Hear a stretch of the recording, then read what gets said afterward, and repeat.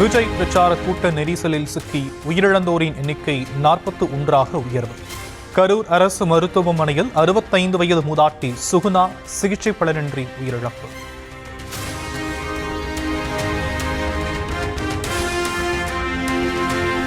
தவிக தலைவர் விஜயுடன் மக்களவை எதிர்க்கட்சித் தலைவர் ராகுல் காந்தி பேச்சு. கரூர் கூட்ட நெரிசலில் பலர் உயிரிழந்த சம்பவம் குறித்து கேட்டறிந்தார்.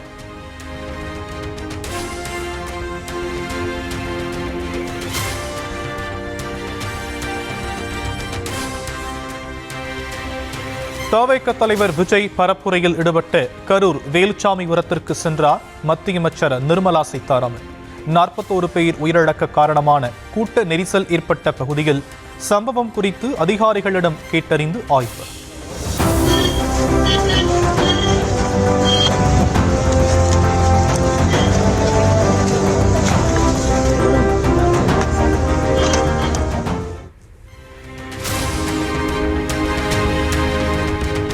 கரூரில் தவிக பரப்புரை நெரிசலில் சிக்கி சிகிச்சை பெறுவோருடன் மத்திய அமைச்சர் நிர்மலா சீதாராமன் சந்திப்பு.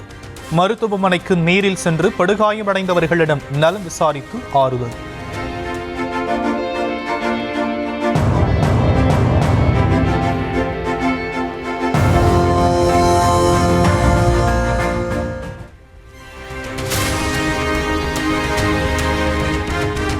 சென்னையில் நீலாங்கரை இல்லத்திலிருந்து திடீரென வெளியே வந்த தவிக தலைவர் விஜய்.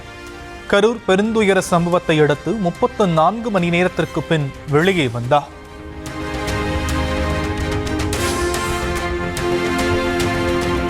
நீலாங்கரையிலிருந்து புறப்பட்ட தவிக தலைவர் விஜய் பட்டினப்பாக்கத்தில் உள்ள மற்றொரு வீட்டுக்கு சென்றார். எங்கு செல்கிறார் என தெரியாமல் அவருடைய ஆதரவாளர்களை குழம்பிய நிலையில் பட்டினப்பாக்கத்திற்கு சென்றார்.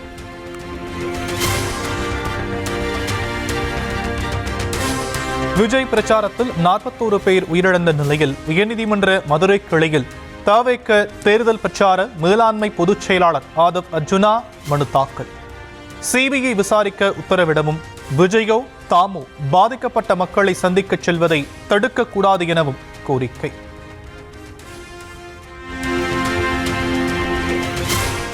கரூரில் நிகழ்ந்த துயர சம்பவத்திற்கு காவல்துறையே காரணம் என தவிக நிர்வாகி ஆதவ் அர்ஜுனா மனுவில் குற்றச்சாட்டு. உள்ளூர் அரசியல்வாதிகள் மற்றும் குண்டர்களுடன் இணைந்து செயல்பட்டதாக பகீர் புகார்.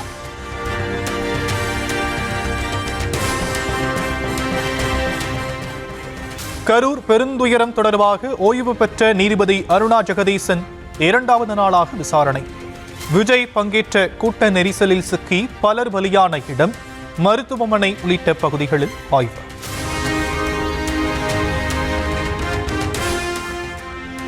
நாற்பத்தோரு பேர் உயிரிழக்க காரணமான கரூர் விஜய் கூட்ட நெரிசல் குறித்து விசாரிக்க புதிய விசாரணை அதிகாரி நியமனம்.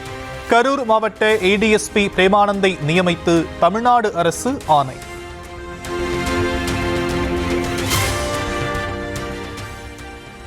கரூரில் விஜய் பரப்புரை கூட்ட நெரிசலில் சிக்கிய 7 பேர் தீவிர சிகிச்சை பிரிவில் அனுமதி. உடல்நிலையை தொடர்ந்து கண்காணித்து வரும் மருத்துவர்கள்.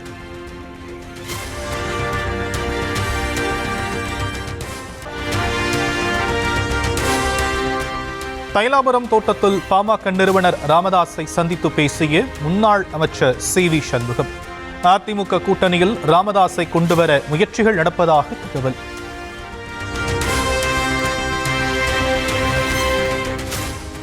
சென்னையில் ஆபரண தங்கத்தின் விலை இன்றும் வரலாறு காணாத உச்சம். சவரனுக்கு 480 ரூபாய் அதிகரித்து 85,600 ரூபாய்க்கு விற்பனை.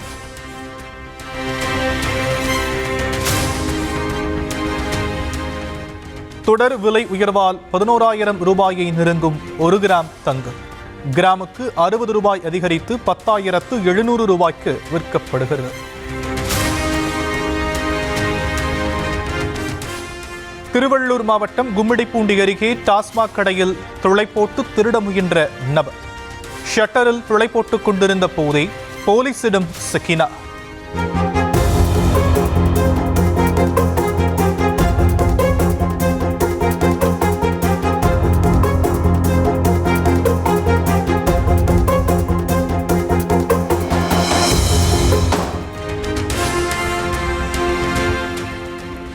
எதிர்க்கட்சித் தலைவர் ராகுல் காந்தி மார்பிலேயே சுட்டுக் கொல்லப்படுவார் என டிவி விவாதத்தில் RSS நிர்வாகி மிரட்டுவதாக காங்கிரஸ் குற்றச்சாட்டு.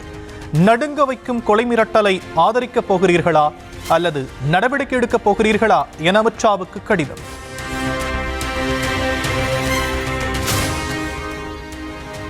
மாநில அந்தஸ்து கோரி நடத்தப்பட்ட போராட்டம் வன்முறையாக மாறிய சம்பவம். லடாக்கின் லே நகரில் 6வது நாளாக தொடரும் ஊரடங்கு. வியட்நாமை தாக்கிய புலோய் புயலால் பெருமழை வெள்ளம், 6 பேர் பலி.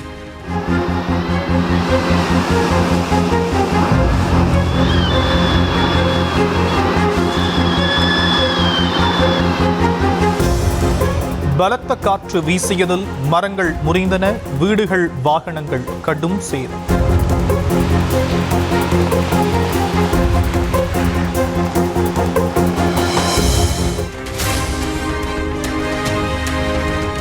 உலகின் மிக உயரமான மேம்பாலத்தை தொய்பான் ஆற்றின் மேல் கட்டித் திறந்த சீனா 2 மணி நேர பயணத்தை 2 நிமிடங்களில் கடக்கும் வகையில் அமைத்து அசத்தல். திருப்பதி திருமலை ஏழுமலையான் கோவில் பிரம்மோற்சவத்தின் 6வது நாள் விழா. அனுமந்த வாகனத்தில் உலா வந்த மலையப்ப சுவாமியை கண்டு பக்தர்கள் பரவசம்.